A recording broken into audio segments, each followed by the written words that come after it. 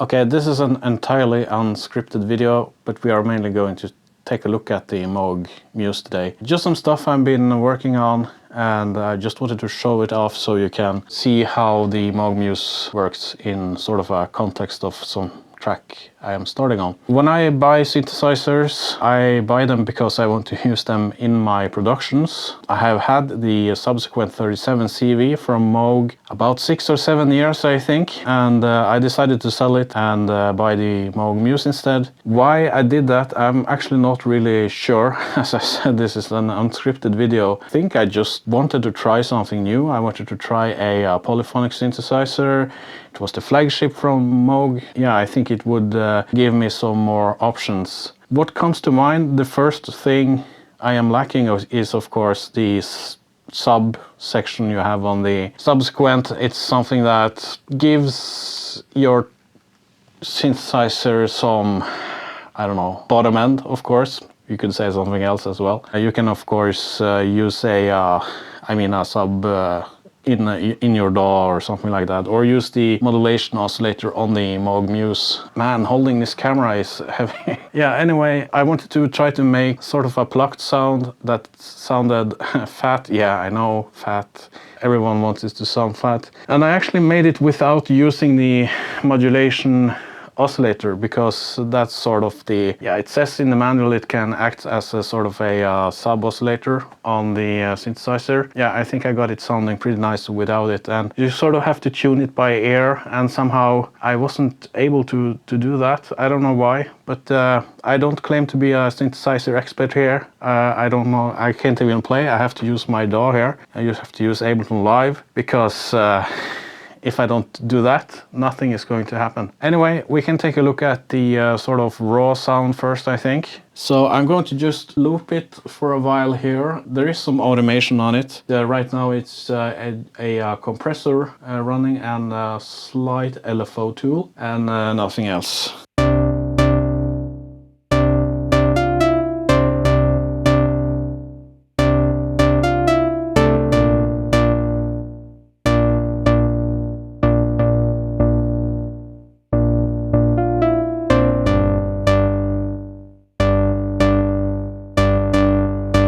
So this is sort of the actual raw sound, and now you can see I got a MIDI hanging note. That's actually happening here quite often. That's a problem with it, getting hanging MIDI notes, and I'm using USB here. Yeah, I don't know why. So let's try again. Works fine.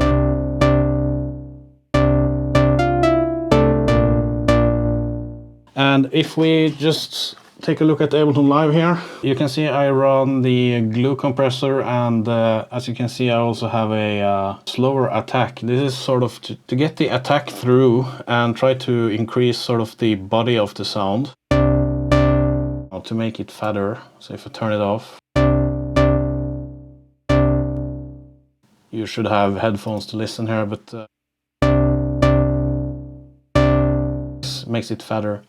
And I have some effects on it here as well. I added delay. This third-party delay is pretty great, and I know the synthesizer have delay built in, but yeah, this time I used this one. I'm using Valhalla Shimmer, but I'm just using 11% in mix, so that's not much, just to get some sort of sparkle in the high end there, but not over the top. So with the effects it sounds sort of like this.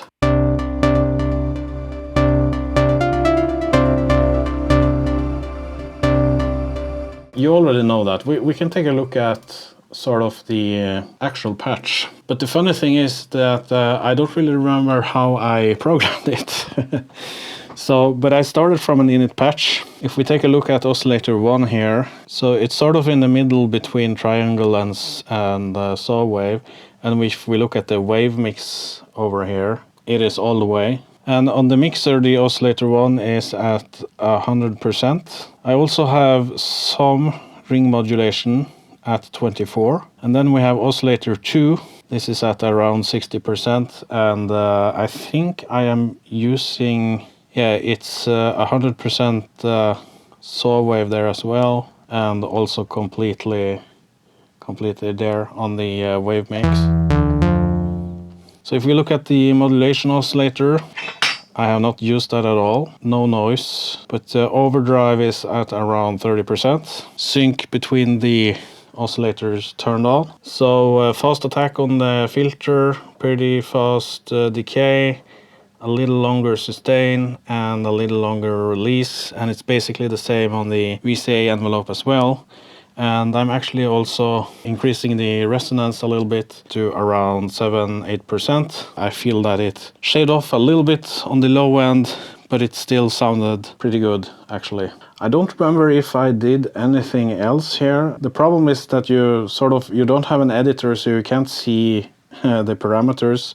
So you have to sort of touch the parameters to see what's stored in the patch. Basically on the filter here it's at default as in the init patch, I think. In Ableton I am automating the cutoff here using MIDI CC, and I'm sort of adjusting the envelope amount here manually. And other than that, pan spread is at around 54. Yeah, VCA level I think it is at 100%. Pan here is in the middle, no delay and no low cut. That's basically it, I think. We can take a look how it sounds in context. So for you who know me, I'm sort of a trance type of guy, and I think this track is going to be sort of an yeah, I don't know, ode to 2000 types of yeah, trance type of music. So I'm going to turn on delay here, Valhalla shimmer and everything else in context, and we can take a look or a listen to how the Moog sounds in something I am working on.